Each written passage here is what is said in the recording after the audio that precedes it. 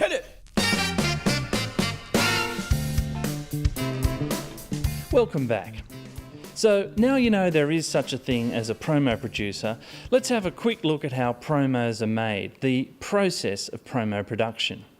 2 reasons: to see if promo production really is the job you think it is, and 2, to add a measure of importance to the topic of process, something I believe is critically under-considered in the TV industry. More about that soon. There are all kinds of promos and trailers and ads, and every business and every person has their own way of making them, their own process. However, there are elements of the production process that are common to every creative company and person. And as simple as this process is to understand, it's important that we're clear about it, because all the very best creatives follow a process that go a little something like this.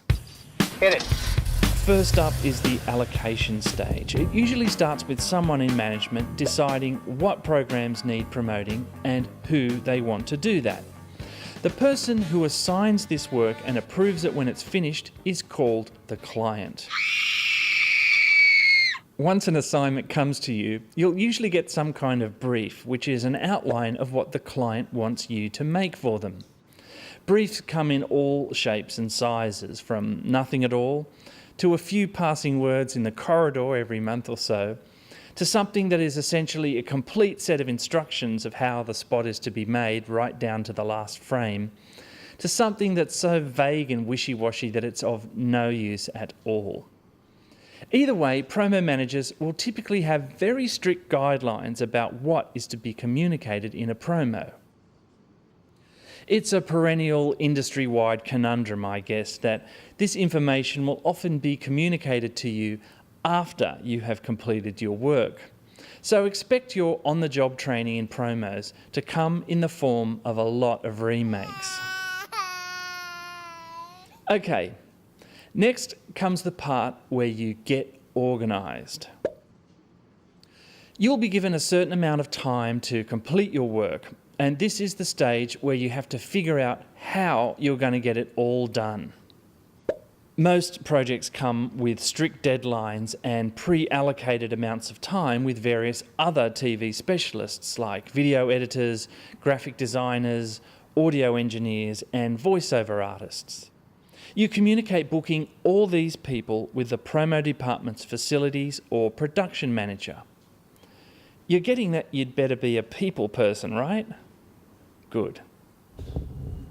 Next comes what I consider to be the most important part of the process, the most important part of the whole job, the pre-production stage. Here's where you preview the show and make notes about it. You decide which parts of the show should be included in your spot. You should also research the show, then come up with ideas about how you're going to sell the show, finishing off with some kind of script, some words you've written to wrap around the show excerpts. Okay, you then present this first draft to your creative director or client.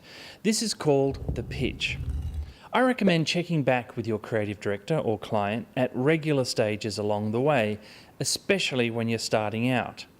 In any case, the pitch in this instance is your first attempt to get your ideas approved for production.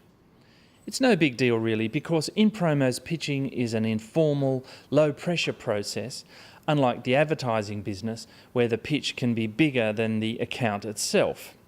Okay, if the creative director likes your ideas, next comes the production stage. As I said in the opener, the production stage can involve all sorts of things like graphic design, music selection, even composition and recording, studio or location shoots. But most of the time, especially when you're starting out, the production stage will most likely involve importing a pre-recorded show into some editing software and chopping the best bits up into a 10 to 30 second TV spot. Just telling it like it is. Now, it's quite common to add new ideas while editing and throw out ideas that aren't working. Sometimes you have to throw the whole thing out and start again.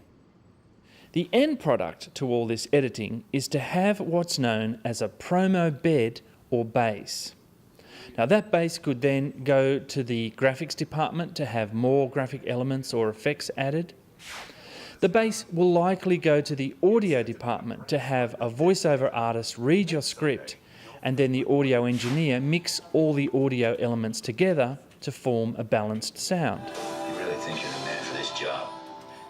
The finished product will then go back through the management hierarchy for final approval, and if everyone is happy, your promo will get to go to air.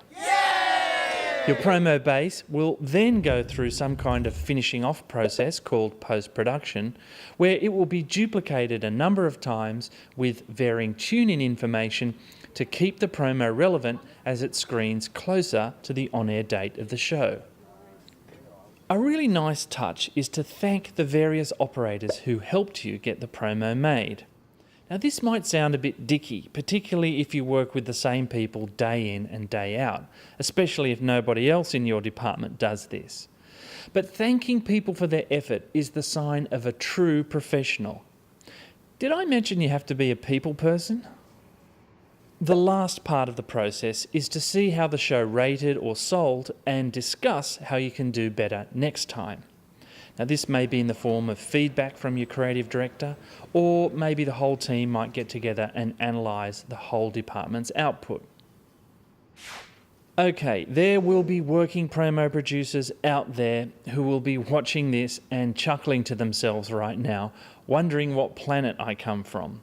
Because promo departments can be busy places, and many producers contract this process or cut out whole slabs of it entirely just so they can meet their deadlines. Fair enough, but what I'm talking about here is a little thing known as best practice, and the process I have just described is very definitely that. The whole topic of promo production process is one that I'm rather passionate about. The reason you should be too is that mastering the process and the way you organise yourself around it will be one of the key measures of your success as a promo producer. Whether intentionally or otherwise, the very best promo producers that I've worked for get the process of production down to a fine art. If you want to have the word producer anywhere in your job title, you are going to have to be organised like crazy and know how to organise and frankly manage others to help you get the end result that you're looking for. All right then, you're still here. You like the sound of what you're hearing. You think that this job is for you. How on earth then do you train yourself to become a promo producer? Well, let's find out in the next video.